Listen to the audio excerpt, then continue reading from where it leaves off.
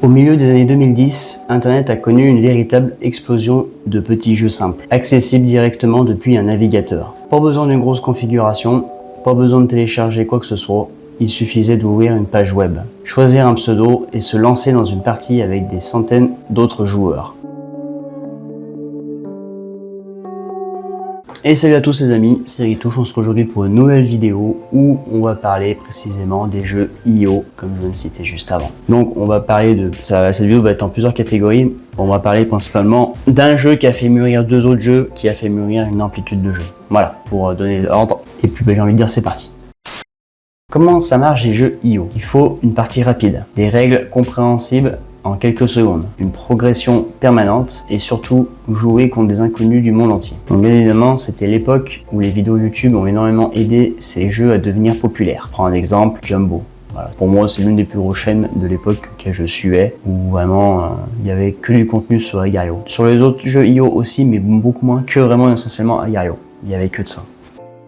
Commençons avec tout simplement Agar.io, le jeu web qui a lancé la mode des jeux IO. Donc c'est très simple, Agar.io, on arrive sur la plateforme, c'est vide, assez vasque. Bon, on tombe sur un truc, jouer. Il y a un pseudo, on peut mettre le pseudo. Il y a une partie où il y a du merch, on peut acheter des points pour pouvoir avoir des meilleurs skins. Voilà, il y a un système de niveau de skins. Bon, jusqu'à là, ok. Et il y a même une possibilité de jouer sur téléphone. Car au début, il faut pas l'oublier, Agar.io c'était que sur site web. Même les autres jeux IO c'était tout, voilà. Ça s'est développé après sur Android et iOS. Donc quand on arrive sur le jeu, vous contrôlez une petite cellule, vous mangez des petites particules pour grandir, puis vous mangez les autres joueurs, tout simplement. Mais plus vous devenez gros, plus vous devenez lent. Donc le jeu crée une tension permanente, tout simplement pour éviter de se faire manger par les autres. Les questions qu'on se pose quand on joue à jeu, est-ce que je prends le risque d'attaquer un joueur plus gros? Est-ce que je vais réussir à m'échapper? Cette simplicité cachait en réalité une vraie stratégie.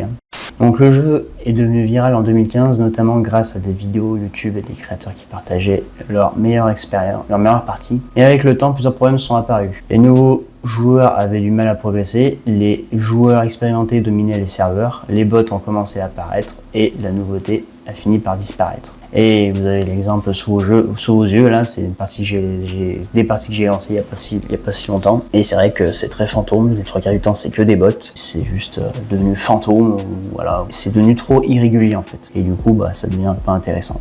Pourtant, Agar.io s'est développé, il y a eu même le mode Battle Royale, qui, je sais pas pourquoi d'ailleurs ne fonctionne pas là au moment où j'ai essayé. Il y a eu le mode battle, il y a le mode team qui existe toujours, le team de trois couleurs, team bleu, team vert et team rouge. Voilà, donc en fait on incarnait une team, le but c'était de manger les autres teams et de devenir la plus grosse masse en team, voilà, en globalité, pour dominer le serveur. Mais il n'y a pas réellement de but, c'est juste ça en fait. Il y a le mode classique et le mode expérimental. Donc le mode classique, voilà, vous mangez, vous faites péter les machins verts pour pouvoir casser, pour pouvoir tuer les autres joueurs. Et expérimenter, c'est un peu plus compliqué en fait. Les boules vertes, on peut carrément les déplacer. Il y a d'autres boules qui apparaissent pour pouvoir manger plus vite. Mais bon, à ce niveau-là, une fois que tu as fait ça, une fois que tu as fait tes niveaux, une fois que tu as acheté des skins, en fait, tu as fait le tour du jeu, quoi. Et mine de rien, le jeu ne s'est pas plus développé que ça et forcément, d'autres IO sont apparus derrière. Après le succès d'Agar.io, un autre jeu arrive et reprend une formule similaire, Slither.io. Cette fois, au lieu d'une cellule, on contrôle un serpent. Donc le but étant de manger les petites lumières pour grandir tout en évitant les autres serpents. La différence avec Agar.io, c'est que même un petit joueur pouvait battre un énorme adversaire. Il suffisait de faire une erreur. Le grand serpent pouvait mourir simplement en touchant votre corps. C'est ce qui rendait les parties extrêmement addictives. En 2016, Slither.io était partout, sur YouTube, sur mobile, dans les écoles, dans les discussions entre amis. Et comme beaucoup de jeux viraux avec succès, a été très rapidement oublié. Pareil, même principe, Slither.io, c'est un jeu même encore plus simple que Agar.io. Agar.io, ils ont vraiment pas mal développé le jeu, Slither.io, ils ont pas développé le jeu. Tu choisis tes skins, machin, ton pseudo, et après le but, tu peux être gros, petit ou ce que tu veux, le but, voilà, c'est avec ton corps, tu touches la tête du serpent de l'adversaire pour pouvoir manger sa masse.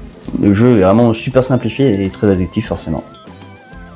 Ensuite, pendant que Agar.io et Slither.io étaient basés sur la survie, Dieppe Deep.io proposait quelque chose de différent. Ici, on contrôlait un tank. On devait détruire des formes géométriques pour gagner de l'expérience, améliorer son tank et choisir une spécialisation. Plus rapide, plus puissant, plus de défense, plus de tir. Le jeu avait une vraie dimension stratégique. Contrairement aux autres jeux IO, Deep.io pouvait presque ressembler à un petit jeu de rôle avec son système d'évolution. Il y a eu un énorme succès auprès des joueurs qui cherchaient quelque chose un peu plus complexe. Donc c'est vrai que la capacité de Deep.io était quand même très intéressante. Donc tu arrives sur le mode de jeu, pareil, même fonction que Agario et Cesario. On arrive sur le jeu, voilà, on a un pseudo.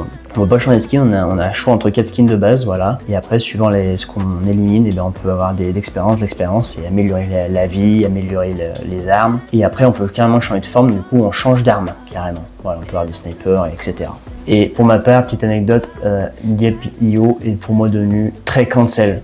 Mais dans un sens où on peut même pas y jouer. Il y a tellement je suis désolé de méchant, mais il y a tellement des gens asiatiques qui tryhardent ce jeu qu'en fait tu peux même plus jouer. Tout simplement, les mecs ils sont là et ils te ruinent tes parties, donc tu peux rien faire. Et sans accepter aussi les quelques robots qui sont sur le jeu. Mais pourquoi ces jeux ont perdu leur popularité? Alors pourquoi ces jeux ont-ils disparu des tendances? La première raison est simple, la durée de vie d'un phénomène internet. En général, un jeu devient viral pendant quelques mois, parfois quelques années. Mais Internet avance très vite. Un nouveau jeu arrive et les créateurs changent de contenu et les joueurs passent à autre chose. La deuxième raison est le manque d'évolution. Ces jeux avaient une formule parfaite, mais ils ont peu changé. Les joueurs qui avaient passé des centaines d'heures dessus ont fini par se lasser, tout simplement. Et la troisième raison est la concurrence. Après le succès des jeux.io, énormément de copies sont apparues, des centaines de jeux dans le même principe. Grandir, survivre et éliminer les autres joueurs. À force, le concept a perdu son côté nouveau.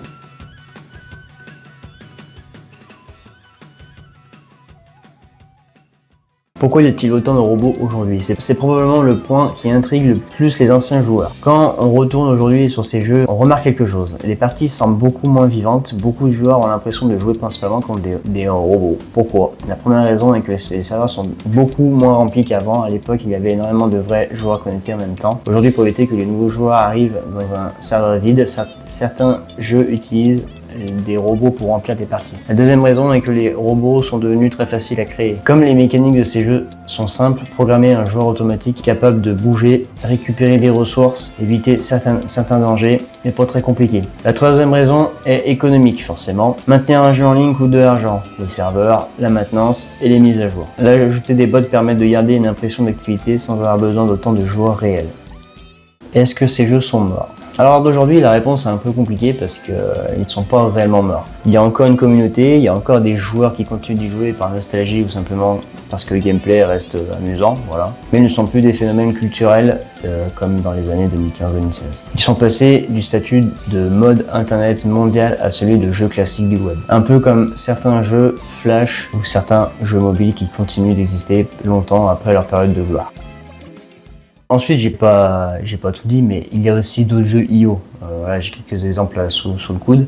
J'ai Zombs.io, le mélange de Minecraft plus Tower Defense. Voilà, donc construire une base. Le but c'est de construire une base, récolter des ressources, créer des défenses et survivre aux vagues de zombies. Après, on a Mop.io. Le concept étant proche d'Agario, mais cette fois, on joue un animal, une souris. Soit une souris, un lapin, un renard, un lion ou un dragon, etc. Chaque animal avait ses forces et ses faiblesses.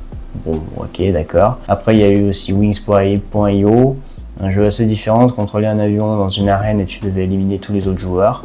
Ok. Bonk.io, le but, pousser les autres joueurs hors de la plateforme grâce à la physique, il ressemblait presque à un mini-jeu de soirée. Bon, ok, d'accord. Survive.io, à une époque où PlayerUnknown's ou Battlegrounds ou Fortnite explosait, Survive.io a repris le concept Battle Royale mais en vue du dessus.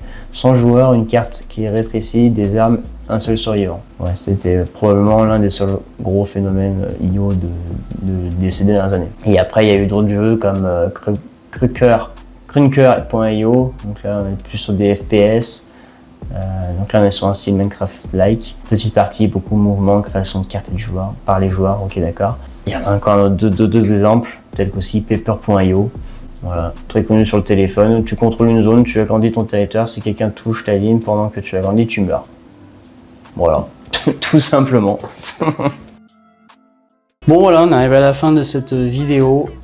Donc du coup, pour conclure, Agar.io, Slither.io et Deep.io représentent une époque particulièrement influençable d'Internet, on va dire. Une époque où un jeu créé avec une idée simple pouvait devenir mondial en quelques semaines. Ce sont surtout des jeux web qui ont prouvé qu'ils n'avaient pas besoin d'avoir une grande importance sur le développement du jeu, que ce soit FPS ou autre, avec une simplicité et un point d'honneur sur l'addiction de pouvoir jouer au jeu facilement et rapidement, vite comprendre le système du jeu. Aujourd'hui, ils sont de plus en moins populaires, malgré leur succès du passé. Les serveurs sont différents et les bots sont de plus en plus présents. Mais restent des symboles d'une génération qui découvre le plaisir de lancer une partie rapide contre des inconnus du monde entier. Et finalement, c'est peut-être ce qui explique pourquoi, même des années après, beaucoup de joueurs reviennent dessus. J'espère que cette vidéo vous a plu, petite vidéo particulière, voilà, où je reviens sur deux petits sujets par-ci par-là, des jeux vidéo. Comme je vous ai dit, je suis quand même un grand fan de jeux vidéo, donc pour moi ça fait partie des jeux vidéo, mais voilà. Je vais revenir de plus en plus sur ce genre de vidéos, parce que j'aime bien, ça me plaît bien, donc voilà. J'espère que cette vidéo vous a plu, n'hésitez pas à vous abonner, à liker, à partager, à commenter la vidéo. Et sinon, moi je vous dis à la prochaine, c'était Ritouf. Bye bye.